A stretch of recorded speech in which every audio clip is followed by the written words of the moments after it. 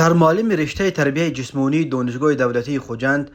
علیجان نبیجانوف روز ششم ایول سال 2023 در مرکز شهر خوجند در خیابان اسماعیل سامانی در داخل ماشین شخصیش تمغه BMW با رقم‌های پردبدبه 2500 AA02 هنگام از یک داوطلب گرفتن پاره به مبلغ 8000 سامانی دستگیر شده است. اکبر شریفی سخنگوی ریاست وزارت کارهای داخلی ولایت سوخت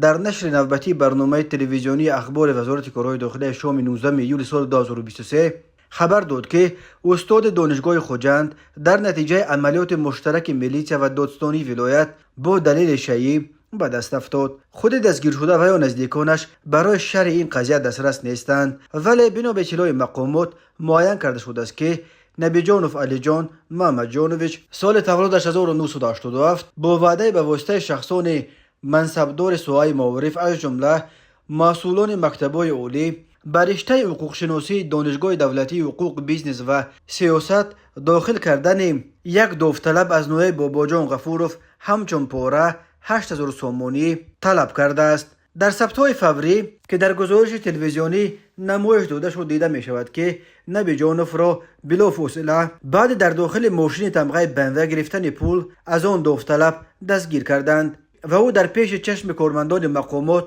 پولهای گرفته‌اش را از پهلوی کرسی پیش گرفته به آنها نشان می‌دهد. استاد دانشگاه خوجند در بازپرسی اولین که در جای گرفتن پاره یعنی در داخل ماشینش انجام شد اقرار می‌کند که برای بود کردن کارش یعنی داخل کردن به دانشگاه در حقیقت از داوطلب 8000 سامانی گرفته است. به ضد معلم بر اساس ماده 319 کودکس جنایتی تاجیکستان با اتهام گرفتن پاره پرونده جنایتی گشودند به او بر اساس این بند قانون جریمه هنگفت یا چند سال حکم زندان تهدید میکند. نظام معارف در تاجیکستان یکی از رشته‌های از همه فساد زده به شمار می رود. بعد به مرکز ملی تستی واگذار کردن مسئولیت قبول امتحانهای داخلشوی موردهای گرفتن پاره از داوطلبان ظاهرا کمتر شد، ولی تا حال در هر موسم داخلشوی درباره بازداشت چندین نفر برای گرفتن پاره در عوض وعده به مکتب عالی داخل کردن داوطلبان خبرها نشر می شوند.